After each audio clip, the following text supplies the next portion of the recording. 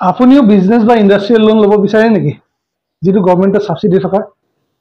মই আজি বিশেষ এটা টপিক লৈ আহিছোঁ বিজনেছ আৰু ইণ্ডাষ্ট্ৰিয়েল লোন কেনেকৈ ল'ব পাৰি মই প্ৰদ্যুৎ মহন্ত এজন বিজনেছ কনচালটেণ্ট ইণ্ডাষ্ট্ৰিয়েল ট্ৰেইনাৰ লগতে ফাইনেন্সিয়েল আৰু ইনভেষ্টমেণ্ট এডভাইজাৰ নিজা ইণ্ডাষ্ট্ৰিও আছে বিভিন্ন food processing machineries technology food processing training product training licence certificate various types of আমি কনচাল্টিং আৰু গাইডেন্সো সহায় কৰোঁ কিন্তু আজি এই টপিকটোত বিশেষকৈ বিজনেছৰ কাৰণে বা ইণ্ডাষ্ট্ৰিৰ কাৰণে এটা আমাক লোন দৰকাৰ হয় কিন্তু সেই লোনটো কেনেকৈ কি পাব পাৰি সেইটো মই ক'ম সকলোৱে জানে যে আপুনি যেতিয়া আৰম্ভ কৰিব বিচাৰে আমি টকা দৰকাৰ হৈ যায় কিবা এটা কৰোঁ নহয় আপোনাৰ হাতত নিজা টকা থাকিব নহয় কাৰোবাৰ ল'ব লাগিব এতিয়া দুই ধৰণৰ বিশেষকৈ থাকে ছিষ্টেম এটা হ'ল প্ৰাইমেৰী ছিষ্টেম থাকে আৰু এটা ছেকেণ্ডেৰী প্ৰাইমেৰী মাৰ্কেট কোনখন প্ৰাইমেৰী যিটো এৰিয়া হয় য'ত আপোনাৰ বন্ধু আপোনাৰ ৰিলেটিভছ আপোনাৰ ফ্ৰেণ্ডছ আপোনাৰ যিসকল আছে যাৰ পৰা আপুনি ল'ব পাৰে সেইটো হ'ল প্ৰাইমেৰী ষ্টেজ আৰু ছেকেণ্ডেৰী হৈ যায় যিটোৰ আপুনি বেংক বা আপুনি কোনো ফাইনেন্সিয়েল অৰ্গেনাইজেশ্যন য'ত আপুনি লোন বা কিবা আনিছে ইনভেষ্টমেণ্টৰ কাৰণে সেয়া ছেকেণ্ডেৰী প্ৰাইমেৰীটোত আপুনি যেনেকৈ যি পাৰে নিজে গোটাইছে বা ফ্ৰেণ্ড চাৰ্কল বা ফেমিলি ৰিলেটিভছৰ পৰা আপুনি যি ল'লে তাৰ পৰা আপুনি বিজনেছ এটা আৰম্ভ কৰিলে কিন্তু ছেকেণ্ডেৰী যেতিয়া যদি ভাবে যে মই ইণ্ডাষ্ট্ৰি ডাঙৰ কৰোঁ আপোনাৰ গোট খোৱা নাই বা আপোনাৰ হাতত নাই তেতিয়া আপুনি ছেকেণ্ডেৰীলৈ যাব লাগিব তাৰ কাৰণে কি কৰিব লাগে বহুতেই দুধুমুধত পৰে যে মই কৰিব যাম এতিয়া টকা পইচা নোহোৱাৰ কাৰণে নোৱাৰোঁ আজিকালি এইটো নহয় যে টকা পইচা বহুত বেছি লাগে এটা বিজনেছ বা ইণ্ডাষ্ট্ৰি কৰিবলৈ কম টকাটো পাৰি কিন্তু ভালকৈ কৰিবলৈ হ'লে অলপ টকা লাগে তাত আপোনাক গভৰ্ণমেণ্টৰ ফালৰ পৰা সহায় কৰে গভৰ্ণমেণ্ট মানে আমাৰ ডিপাৰ্টমেণ্ট অফ ইণ্ডাষ্ট্ৰি আছে MSME আছে আজি সেইটো কাৰণে DICৰ লোন বা MSME লোন কি কি সুবিধা আছে কি কি স্কিম আছে ছাবচিডি কি এতিয়া PMEGP বা PMFME মুদ্ৰা লোন এইবিলাক কিছুমান স্কিম হয় আমি যিবোৰ আমাৰ ইয়াত চলি আছে গভৰ্ণমেণ্টৰ ফালৰ পৰা আমাৰ কিছুমান ৰেহাই বা আপোনাৰ য'ত আপুনি ল'লে বোলে টকা এটা কিন্তু আপোনাৰ কামৰ কাৰণে কিছুমান ৰেহাই দিয়ে যেনেকৈ 35% 25% এনেকুৱা ছাবচিডি দিয়ে য'ত আপুনি পিছত বহুতখিনি সকাহ পায় কিন্তু এইটো পাবলৈ হ'লে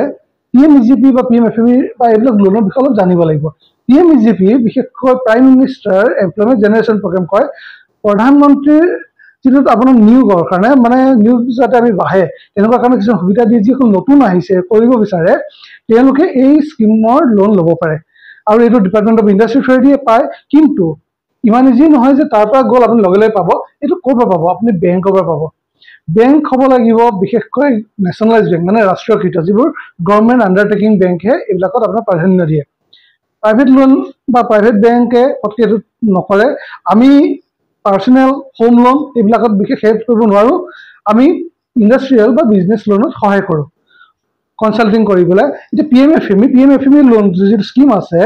সেইটো স্কিমত আপুনি ফুড প্ৰচেছিং যেনেকৈ আপোনাৰ বেভাৰেজ লাইনত হওক বা পানীৰ জাতীয় জুচ হওক বিভিন্ন ফুড ৰিলেটেড কাম কৰক তাৰ কাৰণে PMFME লোন আছে আৰু বাকী অভাৰঅল আপোনাৰ PMEGP আছে মুদ্ৰা লোনো তেনেকুৱা কিন্তু মুদ্ৰা লোনৰ চিষ্টেমটো অলপ বেলেগ সেইটো এটা মুদ্ৰা লোনৰ বিষয়ে মই বেলেগকৈ ক'ম PMEGP 35% লৈকে আপুনি ছাবচিডি পায় 25%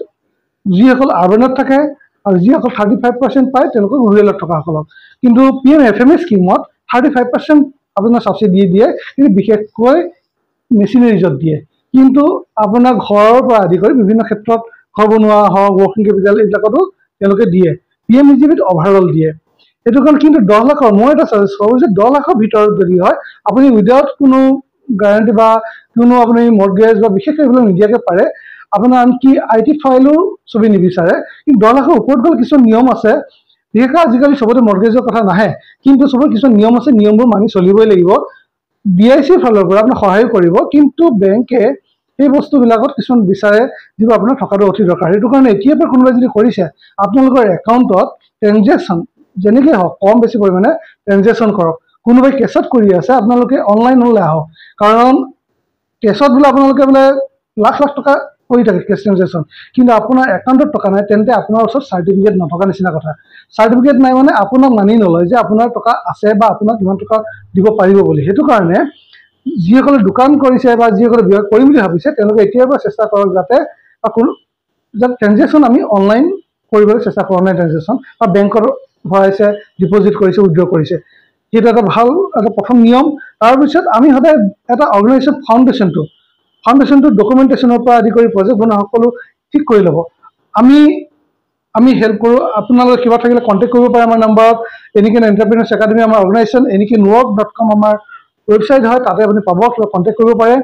আমি সকলো ধৰণৰ সহায় কৰোঁ। আপোনাৰ ইণ্ডাষ্ট্ৰি বঢ়াবৰ কাৰণে প্ৰজেক্টৰ পৰা আদি কৰি লাইচেঞ্চ চাৰ্টিফিকেট, আপোনালোকৰ ট্ৰেইনিং চাৰ্টিফিকেট বা বিভিন্ন ট্ৰেইনিং কৰিব বিচাৰিছে, যিখিনি আমি সহায় কৰোঁ। আনকি গাইডেঞ্চ, কনচাল্টিং, বিজনেছ এটাৰ কাৰণে কনফিউজ হৈছে কেনেকৈ কৰিব। এতিয়া আপুনি লোন বিচাৰিছে, কিন্তু লোন ল'ব গ'লেই নহয়, আপুনি অলপ জানিব লাগিব প্ৰপাৰ প্ৰজেক্ট, যে মোৰ কিমান বিক্ৰী যাব, কি কৰে। বিভিন্ন কনচাল্টিঙত আমি সহায় কৰোঁ। আপোনালোকে মোৰ পৰা কনচাল্ট কৰিবলৈ কণ্টেক্ট কৰিব পাৰে।